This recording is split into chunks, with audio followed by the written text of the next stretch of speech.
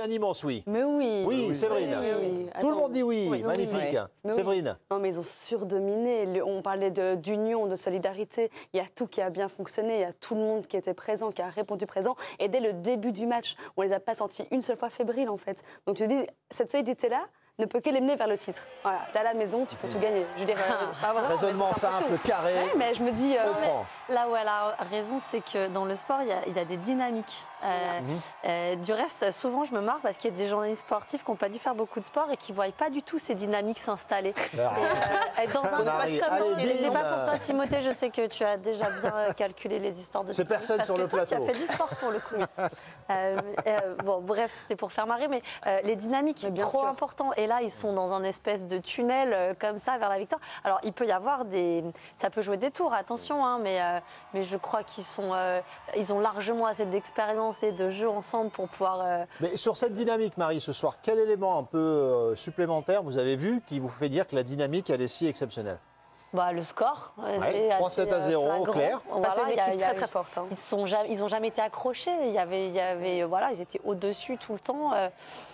Et puis la facilité, c'est l'aisance, c'est remarquable. C'est assez. Il y a un moment où tu te dis, ok, ça a l'air facile. Enfin, les mecs, ils mettent des mines, c'est pas du tout facile. Ils trouvent des mouchoirs de poche pour aller smasher et tout. Enfin, ils montent à défendre. Ils sont 3 en ligne. Il y a un mur comme ça. Enfin, tout s'empile parfaitement bien.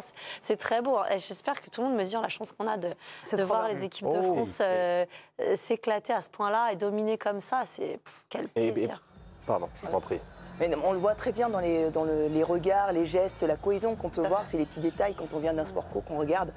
Quand il y a un point qui est marqué ou que des fois il se laisse un peu déborder, on voit une équipe qui est concentrée, qui regarde dans la même direction. Et moi, c'est ce que j'ai vu ce soir. Il y a quelque chose qui m'a frappé, qui a été expliqué par les brillants commentateurs de France Télévisions et qui, je trouve, montre la confiance de cette équipe.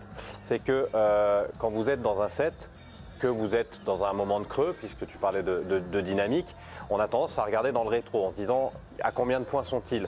Et en fait, ils expliquaient qu'ils avaient mis en place un espèce de ressort, de petits pièges psychologiques pour piéger le cerveau en disant non, nous, à chaque fois qu'on se retrouve pour se taper dans la main après avoir perdu ou gagné un point, on fait le décompte des points qui nous restent à marquer. Pour aller, et ça change complètement la perception. Enfin, là, pour le coup, c'est plus une question pour Thomas. Parce que le consultant de France Télé, c'est Laurent Tilly, donc qui était entraîneur des champions olympiques, évidemment. C'est lui qui avait mis ça en tête de ses joueurs à Tokyo. Mais ça se sent, là, même sur les photos qui défilent, on sent que les mecs sont possédés. Et puis, on a un leader, c'est même pas un capitaine, c'est un leader, Ndiapet, qui est... On sent qu'il est là en mission et on a la chance dans tous ces sports collectifs d'avoir des leaders qui transcendent le reste de l'équipe. Hein. Dupont, Karabatic, là il est un peu sur la fin de parcours, mais on va en franchement, parler, quand il y a ces joueurs, mais c'est toute l'équipe qui est transformée. Et on sent, ils pleurent pour une qualification en finale, c'est pas la première fois. Ils sont portés. Enfin, moi je m'en fais pas, ils vont...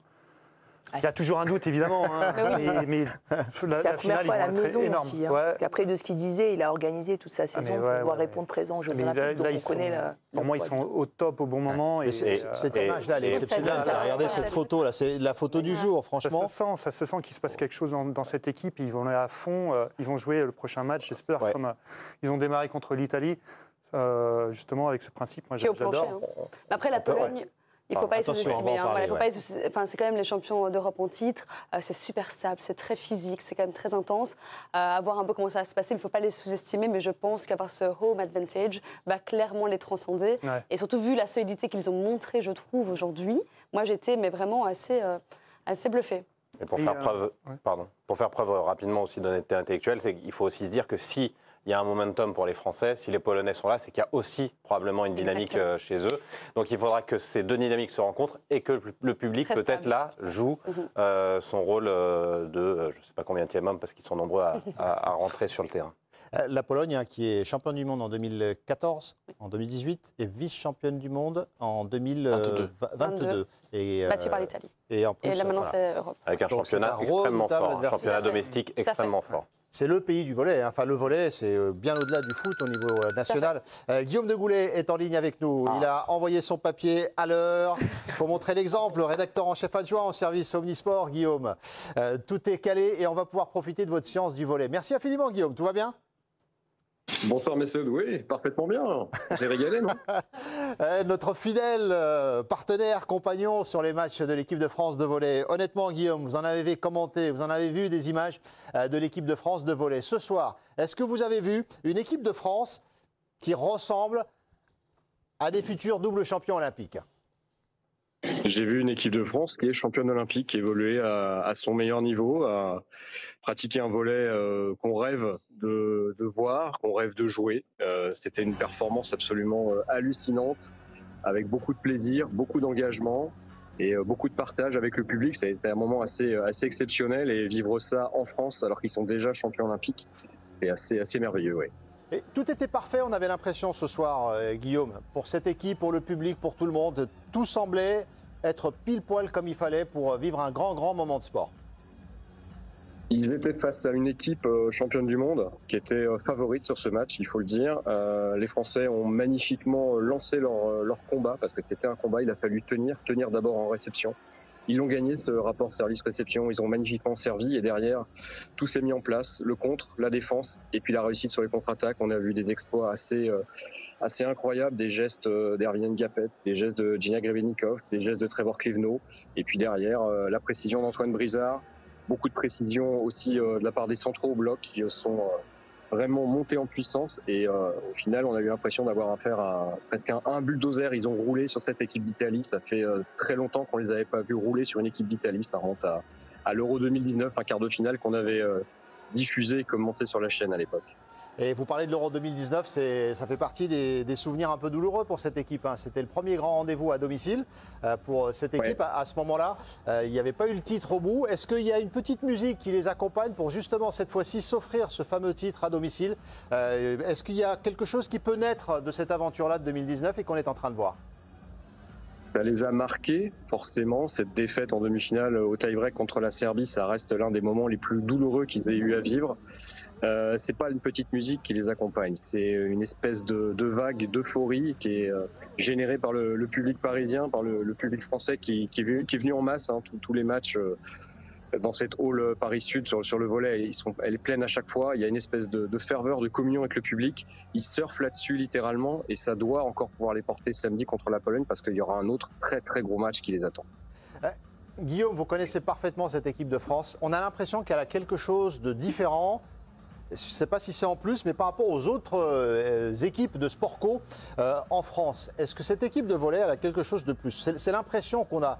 Il y a quelque chose de différent qui se dégage de cette équipe. Est-ce que vous le partagez? Et est-ce que vous pourriez mettre des mots là-dessus? Oui, je le partage pleinement. C'est très simple. Ça s'appelle l'amitié, ça s'appelle la fidélité, ça s'appelle la constance. Et c'est toute une bande de gamins qui ont grandi d'abord ensemble, qui ont appris à gagner ensemble en 2007, en 2008, en 2009, avec les équipes de France jeunes, à l'époque où ils étaient au CNVB. C'est Hervin Ngapet, c'est Kevin Tilly, c'est Nicolas Le Goff, c'est Benjamin Tognuti, c'était auparavant Julien Linel ou Kevin Leroux. Et puis il y a une deuxième génération qui s'est agglomérée, Jean Patry, Trevor Klevno, Yacine Ouati, Barthélémy Chinoniezé, qui sont tous ou presque également passés par le CNVB puis par Toulouse. Et ces deux générations, la première a parfaitement accueilli la deuxième, ont trouvé un équilibre commun et prennent énormément de plaisir à vivre ensemble. Ils sont quasiment pas sortis du village olympique, les Français, depuis le début des Jeux. Ils sont restés ensemble, ils n'ont pas été voir d'autres épreuves. Ils sont restés presque sagement dans leur chambre pour partager ces moments-là. C'est l'héritage de Tokyo, ça. En fait, c'est ça. Guillaume a utilisé 2 fois le mot plaisir et j'ai l'impression que tout ce qui se dégage de cette équipe, c'est du plaisir de jouer, de gagner et de jouer ensemble, en fait. Et c'est ça, je pense, qui va les mener jusqu'à un sacre. C'est qu'on sent beaucoup de plaisir, même à la fin, comment ils célèbrent ensemble, les pleurs, les joies, etc. C'est juste, c'est assez... C'est très spécial à vivre en fait. Ils sont en pleine conscience, ils sont super conscients, qu'ils sont au top de leur capacité, qu'ils sont tous potes et qui vivent leur meilleure vie. Donc c'est génial. Il n'y a rien de plus extraordinaire pour un athlète que d'être heureux de faire ce que tu fais, de le partager avec des mecs qui sont aussi heureux que toi et qui a priori en plus ont grandi ensemble. Et tout ceci fait un espèce d'alignement des planètes et tu te retrouves à être à ce climax-là en plein Paris avec des milliers de gens qui sont juste dingues de toi. Et tu as quand même la sérénité, tu rentres au village et tu restes quand même dans ta bulle et tout. Je crois qu'il cumule un peu tous les secrets pour être double champion olympique. Et ils ne seront pas favoris en plus pour la finale. On va demander à Guillaume d'ailleurs jusqu'à quel point l'opposition polonaise sera redoutable. On n'est pas favori de cette finale comme dit Thomas? Non, on n'est pas favori parce que la Pologne est une équipe extrêmement physique, extrêmement puissante, qui a d'autres armes que l'Italie, mais on a une que tout le monde rêve d'avoir qui s'appelle Wilfredo Leon. C'était souvent un débat que j'avais en plateau ou à l'antenne avec Xavier Richefort, qui était le meilleur joueur du monde. Est-ce que c'était Wilfredo Leon ou Erwin Ngapet? Wilfredo Leon, c'est un joueur qui peut faire la différence tout seul quand il arrive au service. Il peut casser n'importe quelle réception, y compris celle de la France. Il y a des centraux qui sont des Golgoth, qui font tous 2,10 m ou plus et qui sont capables d'attaquer des tendus avant à 3 mètres du fil. Donc c'est extrêmement costaud. Il y a un pointu qui a beaucoup d'expérience qui s'appelle Bartosz Kurek, qui était déjà là en 2009. Donc il va falloir faire un match parfait, servir le feu, comme ils l'ont fait ce soir face à l'Italie. Tenir, accepter que ce soit dur par moment, peut-être vivre des moments compliqués, mais face à une équipe comme ça, il faut créer des moments d'incertitude et de folie pour espérer l'emporter, mais la confiance et la force du public doivent les aider à trouver des solutions. Restez encore un peu avec nous, Guillaume, si c'est possible. Thomas, comment est-ce qu'on prépare une finale mentalement quand on sait qu'on n'est pas favori? Est-ce qu'il y a quelque chose, il y a des petites ficelles de préparateurs à aller chercher pour... Justement, c'est plus facile quand on n'est pas favori. Parce que là, on a rien à perdre. Si on perd, c'est normal. Et en France, on est quand même les spécialistes de l'exploit. On a du mal à réitérer des très très très bons jeux tout au long d'une compétition. Mais là, je pense que, pour moi, l'objectif, c'était d'aller en finale. Ils y sont. Là, je pense qu'ils vont tout lâcher. Et la pression sera sur les épaules des Polonais. Et en plus, le public va mettre une pression. Ils vont rentrer dans l'arène. Ils connaissent ce moment-là. Ils vont jouer la finale olympique. Les Polonais ne l'ont pas faite encore. Ça, c'est vrai. Ouais. Et nous, en fait, même si on est détenteur du titre olympique, je pense que ça joue moins le fait d'être détenteur du titre olympique et qu'on peut le perdre. Je pense que ça appartient au passé. Et ce qu'on voit, c'est plus le présent, c'est qu'aujourd'hui, les Polonais sont sur le ranking meilleurs que nous, en tout cas sur le papier.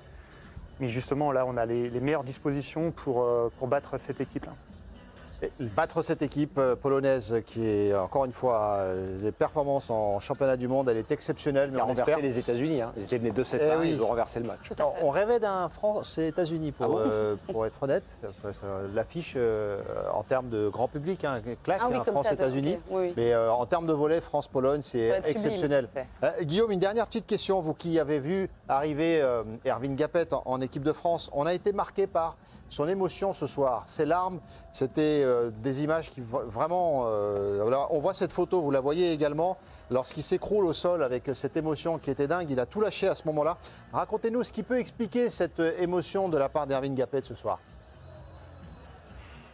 Parce qu'il vit son rêve, tout simplement. Le titre à Tokyo est arrivé dans des circonstances assez particulières. On l'a dit, il y avait pas de public. Sa famille, évidemment, n'était pas présente. Ses amis non plus. Et il s'était fixé cet objectif de revenir en finale à Paris. Lui, comme ses potes, d'ailleurs, il l'avait promis. Voilà, il a vécu 2 saisons compliquées, parfois marquées par des blessures. Et avoir réussi le match qu'il a réussi hier soir, absolument parfait, c'est-à-dire à la fois dans l'agressivité juste, le geste juste, et puis la manière presque de manager ses coéquipiers sur chaque temps mort lors des challenges vidéo. Il fallait le voir rassembler les joueurs, ses coéquipiers leur parler en permanence en leur demandant de rester dans leur bulle, de rester ensemble, focus sur l'adversaire.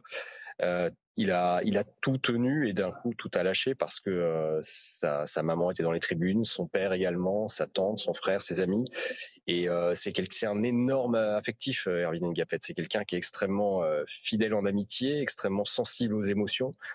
Et je pense qu'il a été traversé de part en part, mais il en a gardé sans doute un petit peu pour samedi soir. Merci infiniment, Guillaume.